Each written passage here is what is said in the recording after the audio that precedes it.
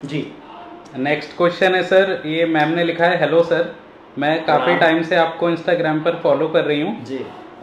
और मैं काफ़ी बार सर्च कर चुकी हूँ कि फीमेल्स को वेट ट्रेनिंग करनी चाहिए या नहीं। कुछ वीडियोस में कहते हैं नहीं करनी चाहिए, कुछ में कहते हैं करनी चाहिए जी। आज यही मेरा क्वेश्चन आपसे भी है। प्लीज़ सर बताएं कि फीमेल बॉडी वेट ट्रेनिंग कर सकती हैं या नहीं कर सकती हैं।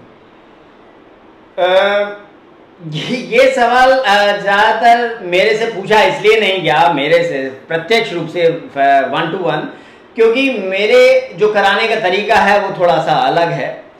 कि जब कभी भी हम यहाँ पे, आज भी हमारे हिंदुस्तान में जब हम महिलाओं की बात करते हैं, हम फीमेल्स की बात करते हैं, तो मेरा अभी इन 27 साल के करियर में जो मैंने भी अभी देखा है, यानी मेरे को अभी 3.25 दशक होने वाले हैं, 3.25 दशकों में मैंने जितना देखा है कि कंपैरेटिव टू भैया दीदियां बहुत कम समय देती हैं। मैं मान सकता हूं, कह सकता हूं कि 5% सिर्फ दीदियां समय देती हैं अपनी सेहत के लिए भी और तंदुरुस्ती के लिए भी, है ना।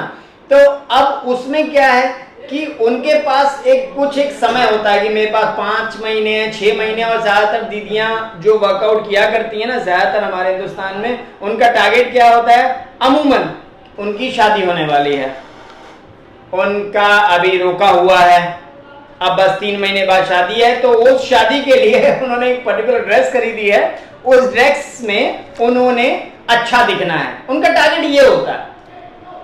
5% भी दीदियां हमारे पास ऐसे नहीं आती हैं, 5% भी, कि जिनका मोटिव अपने तंदुरुस्ती को बढ़ाना हो या स्वास्थ्य को बढ़ाना हो। खैर, चूंकि मेरा टारगेट बहुत छोटा है और बहुत कम समय के लिए है, तब यहां पे हम क्या करते हैं, कोशिश की उनको वो मूव दें जो उनकी दिनचर्या में आगे शामिल रहे, और उस मूव को अनकॉन्शियसली भी अगर वो डेली अपना रूटीन भी परफॉर्म करें, तो उस रूटीन को परफॉर्म करते हुए वो एंगुलर मूवमेंट वो रिपीट कर पाए जो कि वो वर्कआउट के दौरान कर रहे थे।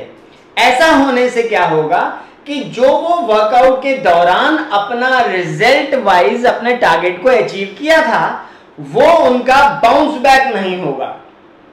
वहीं अगर मैं वेट ट्रेनिंग कराते हैं, यानी मशीन से अगर हम करते हैं, तो मशीन से वर्कआउट यानी वेट ट्रेनिंग जिसे हम कहते हैं, वेट ट्रेनिंग करने से जो नियम है उसमें ऐसा समझ लीजिए, first in and first out, FIFO rule है कि जल्दी तो उसमें इफेक्ट आपके बॉडी में आता है, लेकिन उतना ही जल्दी वापस भी चला जाता है। कारण क्या होता है, किसी भी परिस्थिति वश जब मेरे को वर्कआउट, यानी मैं जिम नहीं जा पा रहा, अब जिम नहीं जा पा रहा, तो मैंने उन दीदी को अगर कराया है वर्कआउट पेक्टोरल सेक्शन के लिए वर्टिकल बेंच, अब वर्टिकल बेंच घर पे है नहीं, और वो घर पे ही उनको समय अगर 15 मिनट या 20 मिनट का मिल रहा है, घर पे मिल रहा है, और वो जिम नहीं जा पा रही हैं, तो अब वर्टिकल बेंच होगी नहीं ना, वो फिर वर्कआउट कर पाएंगी। तो ऐसे में हम क्या करते हैं कि उनको वो मूव कराया करते हैं, बॉडी वेट एक्सरसाइजेस, जिससे अगर वो वाकई दृढ़ संकल्पित हैं और उनके पास समय है घर पे 15 मिनट भी, तो वो मैनुअल एक्सरसाइज करके अपने उस टारगेट को अचीव कर लें, और जो अचीव्ड टारगेट उनका है वो बिगड़े नहीं, उनका शेप बिगड़े नहीं। इससे वो मैनुअल एक्सरसाइज करने से आराम से अपने को मेंटेन रख सकती हैं। इसलिए मैं पर्सनली उनको बहुत ज्यादा वेट ट्रेनिंग कराने के पक्ष में नहीं हूं, और ना मैं कराया करता हूं, जब तक कि किसी पर्टिकुलर बॉडी पार्ट को शेप देने के लिए बहुत जरूरी कोई एंगुलर मूवमेंट की आवश्यकता ना हो। रीजन बता देता हूं क्यों। मैंने किसी भी, मान लो दीदी या भैया पे मेरे को पेक्टोरल सेक्शन पे काम करना है, अब वहां पे इस पेक्टोरल सेक्शन पे काम करने के लिए मुझे हर हालत में ये फॉर्म लेनी है। अब ये फॉर्म तो मुझे पुशअप्स में आती है। अब पुशअप करने के लिए चाहे मैं हाफ पुशअप भी लगाऊंगा, यानी नीज में रख लेता हूं, टो पे मैं पुशअप नहीं लगाऊंगा, नी पे भी लगाऊंगा, तब भी मेरे को अपना बॉडी वेट जितना भी मेरे पास है, कम से कम उसका हाफ तो मेरे को लोड लेना पड़ेगा। अब अगर मैं 70 किलो का बंदा हूं, 70 किलो पे मैंने कहा 35 किलो का मेरे हाथ पे लोड आ गया, अभी मैं तैयार नहीं हूं, मेरे मसले इतने तैयार नहीं है, उनमें स्ट्रेंथ नहीं है कि 35 किलो के रेप से, 35 किलो के वेट से, यानी मेरा जो बॉडी वेट अब उस पर डल रहा है हाथों पे, उस 35 किलो से मैं 15 और 20 रेप निकाल पाऊं, जो कि चाहिए मेरे को वहां पे उस पर्टिकुलर स्पॉट से फैट रिडक्शन के लिए।